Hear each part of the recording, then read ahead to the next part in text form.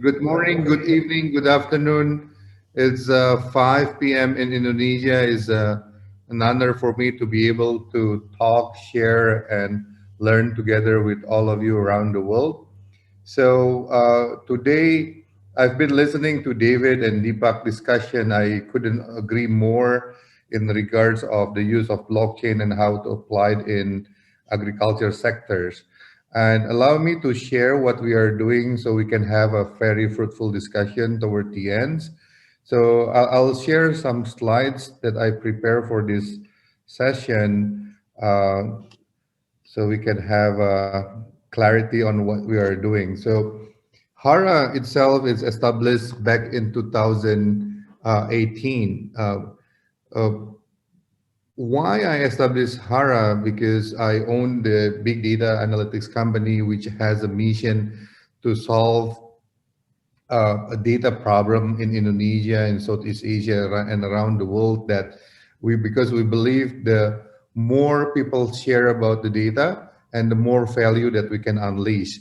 And when I went through the across industry and data analytics, I found that uh, agriculture is something that so-called uncharted territory in Indonesia in regards of data, because there are a couple of others departments, government departments like agriculture department, statistic department, logistic, and others.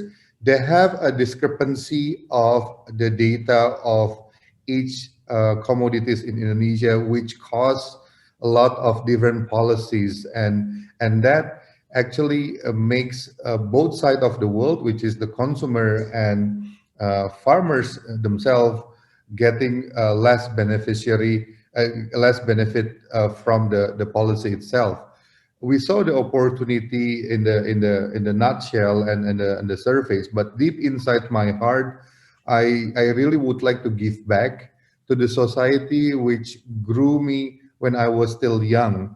I owe them a lot of my life. That a lot of my friends are still farmers, and my grandparents and grandmother were farmers, and I would like to give back to them, because with all the limited knowledge and network that I have where I live today in Jakarta, I would like to contribute for the rest of my life to the agriculture sectors, because these are sectors that I believe that I would like to die for before toward the end of my life. So throughout the experiments, a lot of failures, a lot of happy moments that we went through. This is the model that we found is sustainable so far. We've been achieving around since 2019 we kick off until today. A pause with the crisis last year, reaching around 30,000 active smallholder farmers in Indonesia, which we already serve, and now we still growing up with the more profitable in the sense of the business model. Uh, uh, what we aim for is actually how we can give an accessibility to those smallholder farmers for many different services, for financial, insurance, access to the market, and what you call and empowering people on the ground. And when we call the smallholder farmers, people in Indonesia who live with zero point 0.3 hectares of land. And to give you a background, Indonesian archipelago countries, there's no land certificate whatsoever, so they don't have any collateral to leverage their to leverage the capital from the banks or financial institution. So the business model that we create is actually there's a lot of young people who live in the village, which they don't have any options to earn the money, whether they stay jobless in the village or they get out from the village to work in the city for working in the blue collar in the manufacture, or helping the houses for helpers, right? So these young people, women especially, we recruit them. We train them. We build their capacity to become what we call agripreneurs. So we create jobs to them. First thing first, that what they do is collecting the data, which is Indonesia smallholder farmers. They have difficulties in terms of identity data, land data, of course, and some others data is not available on the ground. So she's acting as a data collector who recruit the farmers to do some survey in terms of where they're living, where they land are, and families and so forth. So she can become a loan facilitator because from those data we can give the banks or financial institution to access and to really understand the risk factors on credit scoring model for them to be able to give the loan, as well as we create the demand from the neighborhood or from the village. What are the farm input and others demand that they create? Then we can work with different distributors and farm input companies to directly distribute to them. And of course, by the end, they will help the farmers to do off takers. So the beneficiaries, the main beneficiaries of our project is actually this gentleman, Pak Nisu. He owned around zero point 0.6 hectares of land. He throughout his life he never been having an access to the financial support from the formal financial institution, and he always sell the yield to the what you call local loan shark with the high interest of financing, which is around 70 to 90% a year, which is killing him to repay the loan. And whenever he has a what you call harvest failure, he doesn't have any backup from insurance whatsoever. And the way he do the agriculture practice is based on what he learned from his parent and grandparent and so forth. So these gentlemen, they are around 34 million in Indonesia of smallholder farmers, and now the challenge is actually decreasing because there's no hope for Pak Nisu and their friends are able to survive in the new economy or this kind of economy turbulence that we are having. So it keep reducing the number of farmers, and that's the challenge that we are facing. So the way we design the closed loop ecosystem is actually whenever we engage the agripreneurs, they engage farm input pop and mom shop in the village. Then they will get the farmers joining the program as a community. Then when all the data are available, we develop the system which can trusted by the banks to really access the data itself, because we in the program that we design, in the smart contract that we design, that the owner of the data is actually the farmers. So whenever the banks are able to access to the data of the farmers, they need to get the permission from the farmers. Therefore, that's how the blockchain system is working. Then once they get approval from the banks, the 30% of the money will not disperse to the farmers. It will goes to the, we call it Hara Depot, to exchange with the farm inputs. So the farmers will get the farm input of the 30% instead of the fresh money. Then the 3% is will go to the crop insurance, and farmers will get 67% of the cash throughout the season in order for them to be able to pay the labor and to pay the harvest and so forth. Then since we are able to be collecting the data from the Hara Depot, the farm input companies, there's a lot of other different brands that really keen to work with us to really understand their distribution, the effectiveness of their products, and giving a more reach to the farmers directly, giving the good agriculture practice and so forth. Then by the time the farm they finish the production, we take the yield and help to sell through Hara Depot, because we design the Hara Depot as a hub on each village. Now we are working around 670 villages across the Indonesia. Then we have kind of like small commerce to be able to sell this production to different off-takers or buyer. So we have commodities, rice, corn, ginger, shallot, chili, and we design a different portfolio in one community to make sure that we have a sustainable cash flow, because on each crops has different time frame and different type of what you call margin in terms of selling price, in order for them to increase their economy within the village itself.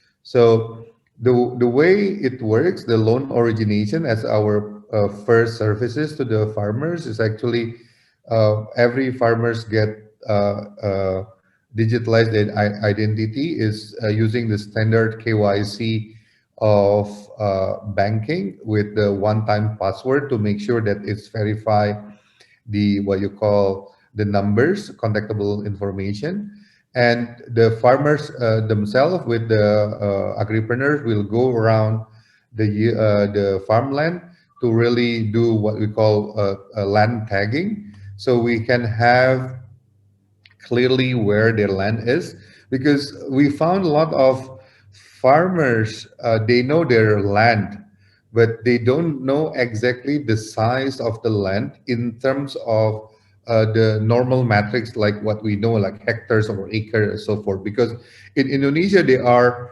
188 around 188 naming for the hectares. There's some area called Tumbak, Piring, and some others. And these is first thing first benefit that each farmer is getting whenever they join our program, because finally they know where their land is, and because they can see from the satellite as well as their size of the land. That's a simple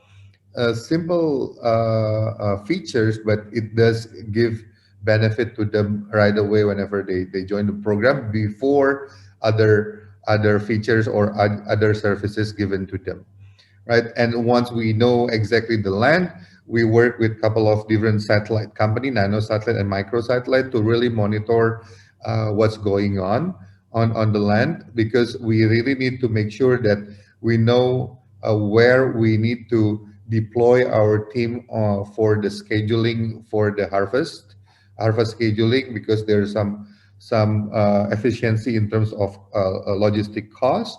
And we do a lot of analytics in terms of microclimate segmentation, because rainfall forecast in Indonesia is not really available and accurate. Therefore, we work by ourselves, collecting the data and validating the data and making sure that we give what we call a suggestion. I cannot say the predictive analytics so far, but giving a suggestion when they need to do planting, when is their best window for harvesting, for example, like corn itself, right? So because we understand all the information on the ground, we can layer up all the information to build up all the data analytics for different purposes, for loan monitoring, insurance, and some others, right? And these are the data that we are collecting: farmers' identity, including the family, house, and everything, locations, cultivation when they are start the planting, when they are harvesting, ecological when they have a pest and disease, rainfall, and so forth, and as well as transactional on each farmers every season that we are recording, because we are engaging pop and mom shop or farm inputs in each villages. So we can able to really monitor the use of fund, and these are information is really required not only for the farm inputs but for the local government and the central bank itself, because we have a project with central banks to really monitor the inflations across the certain areas so they can see the benefit of this data that we are collecting in order for them to create a program and policy moving forward. So for Hara Depot, this is what we do. There are a lot of small pop and mom shop is really ugly and rusty. So we help them to do paint job, rebranding, and as well as helping them to really doing assortment management, like SKU management of each different farm inputs, because they have all this farm input, but they don't know which one is the already expired, having expiry dates, and which one having a high margin and low margin. So we teach them a simple basic store management as well as CRM. When we call about CRM in the city, it's like sounds extraordinary. Means that in the village level, what we teach them in their store, we just ask them to put like watermelon. So whenever people come to their shop, they can cut watermelon and eat the watermelon, and they have a customer relationship management right in front of their stores, right? Then, since we able to collect all this data and transaction data, we are able to monitor the competition, the brands, and which product is really correlate with the yield it produced in that fillet. And there's a lot of analytics that we can do with this kind of data. Then, since we know exactly the locations and what you call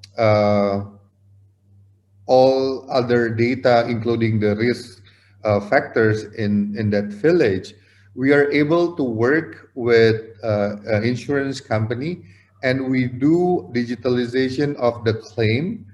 Usually in Indonesia, there's only one insurance for the harvest failure. Now we work with other different insurance company to speed up the process of the claim. How does it work? If they have a what you call harvest failure, what they do, they just take a picture from every corner, as well as the picture of the area which damaged because of pest, drought, or some others.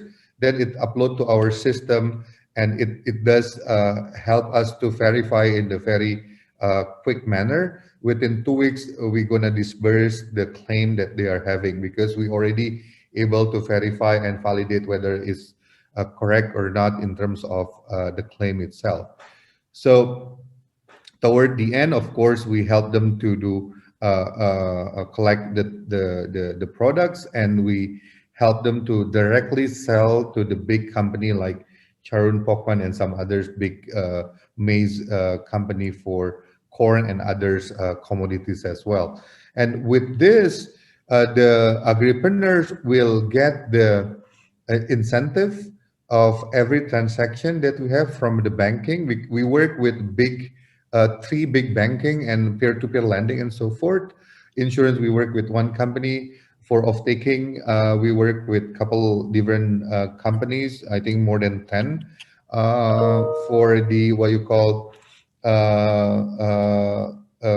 farm input, we work with big brands that you know the brand already around the world, right? So we measure by the end of the day, because we have a mission to really giving the accessibility to the people at the bottom of the pyramid. We can measure the impact itself. Before they join Hara, it increased 35% after joining Hara, and for Hara Depot, it increasing around 84% of their economy year by year after they joining Hara, because we really want to give back to them. So we learn in the hard way. There's a lot of failure. That's why my lesson learned so far in terms of how we deploy this so-called technology. Technology is an execution tool. It's only a tools, and what you call, and it does help to drive the scalability, but technology is not the spearhead. my at least my experience, right? Because when I approach the smallholder farmers on the village, when we I ask them whether they understand internet, are they using internet? They say, I'm not using internet. And I ask them, why are you using a smartphone? There's a smartphone and there's an internet. Oh, I'm using Facebook. Facebook is not an internet.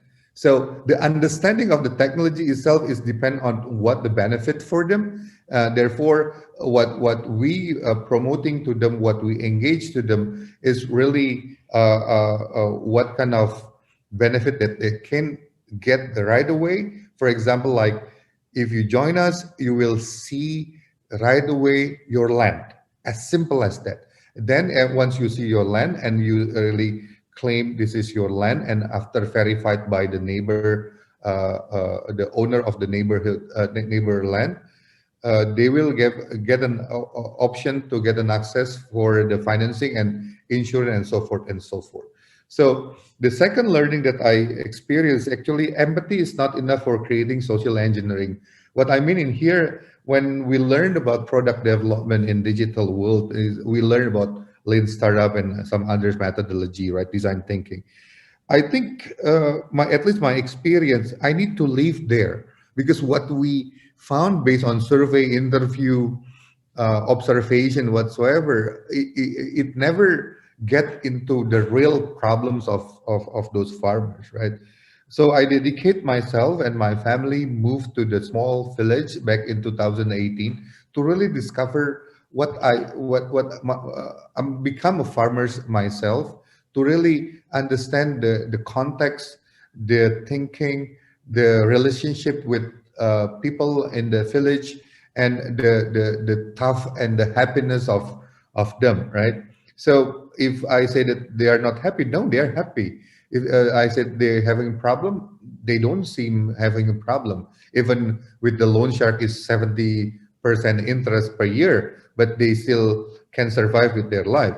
So lesson learned for this is actually how we can really live like them and create solution with them. Because whenever we approach the village and we say we have a solution for them, is completely wrong, because they will say that you don't know me and I don't know you, and there's a lot of program been established in our village but never been successful, because they never built the solution together.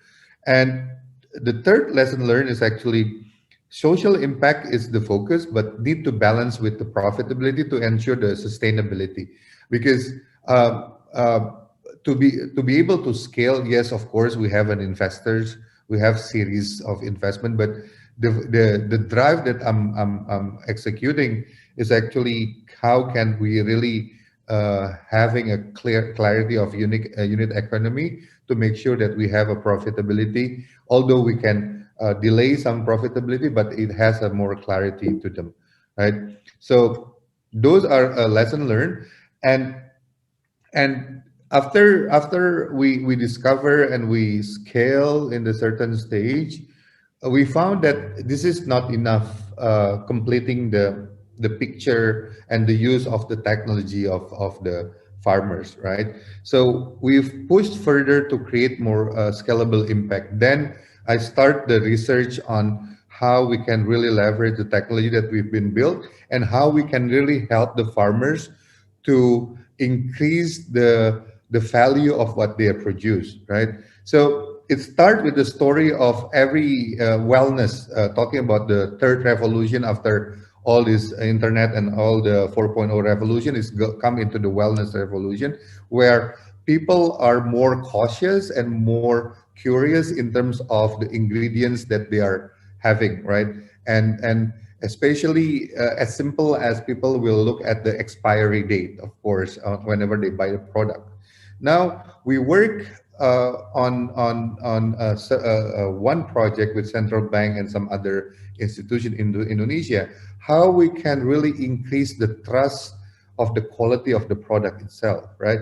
So we work from the corn farmers, dry corn feed mills, then the feed mills sell to the grow house for the chicken, and this chicken will goes to the slaughterhouse, then goes to the consumer dining table. So the question is how we can integrate all this supply chain in the poultry industry, and how this blockchain technology are able to really serving across those players within the value chain itself. So we work with one listed company in Indonesia to create what we call halal traceability. Indonesia, as mostly you know that 85% are Muslim religion country, where halal is become a mandatory for most of the food in Indonesia. And when we talk about halal, it's not only about how we trade in a halal way, but in how the food being treated in the halal way. And there's a lot of cases, there's a lot of restaurants in Indonesia has difficulties to sell their products because the certificate from the government is not enough for them to be able to convince them to buy the halal product itself. So we create what we call halal trackers. It comes from the farmers where they get financing using Sharia financing model and trade using Sharia, then come into the slaughterhouse. They are able to see which batch the farmer, the chickens coming, and where it's slaughtered, and whom slaughter the chicken, whether the slaughter has a certificate of halal or not, and so forth. There's around 17 step of the process of halal itself that we make sure that it's recorded and it's everything is written, nobody can change, immutable, and so forth and so forth. Then we create a public page which able to for the consumer to scan, trace in the understand whether the product is halal itself, as well as they know when the product is being slaughtered. Means that the not only expired date, but they know the freshness of the product itself.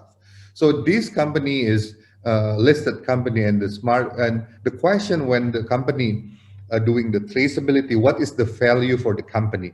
So what we did with this company, together with this company, endorsed by a couple of different institutions like central bank and others, we launched when they have annual shareholder meeting, and they explain and share with the analysts, and they announced for the first time in the world of McDonald's buying exclusively to this company that show that it's a proven track record in terms of halal traceability, and they gained a lot of traction from the consumer as well as McDonald's consumer, as well as the share price is increasing.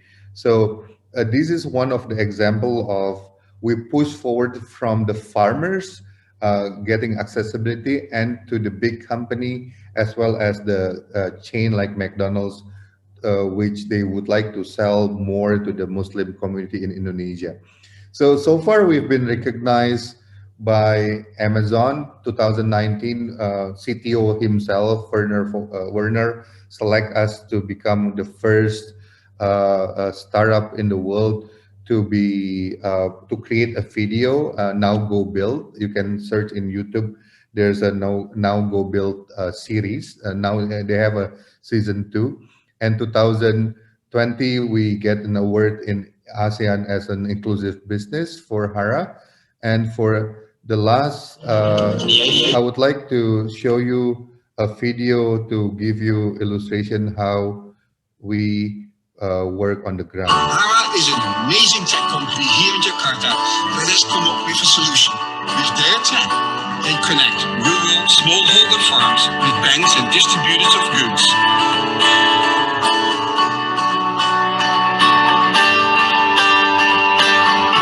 Hara memiliki salah satu kekuatan, yaitu data. Mana data saat ini sesuatu barang langka, khususnya di sektor pertanian, peternakan, dan juga perkebunan di Indonesia. Sehingga kami melihat bahwa dengan data ini kita bisa mengeksplor lebih jauh dan memenuhi kebutuhan yang sedang BTPN Syariah perlukan dalam menggapai masyarakat prasejahtera, khususnya para petani.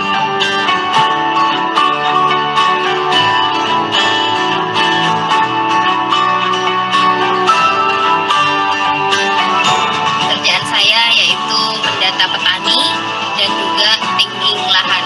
Saya sudah melakukan 237 petani dan juga 178 hektar, yaitu di Desa Tokelan, dan saya tempuh 2,5 bulan. Hara is a global and open blockchain-based data exchange based here in Jakarta. Founder Regi Wahyu and CTO Turi have come up with a brilliant way to bridge the gap between the money people, the bankers, credit lenders and others, and smallholder farmers. It's two worlds that have rarely met before now.